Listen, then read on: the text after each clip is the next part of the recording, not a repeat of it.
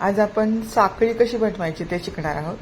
तर साखळी बनवण्यासाठी मी 2.5 mm ची सुई घेतलेली आहे आणि ही लोकर आहे. तर सुरुवातीला लोकर बोटाला गुंडाळून घेऊ. गुंडाळून झाली की अशी एक गाठ देऊ त्याला आणि गाठ तयार झाली याच्यानंतर त्या गाठीमधून ही सुई अशी घालायची आणि अशी वेढा घेऊन परत बाहेर काढायची.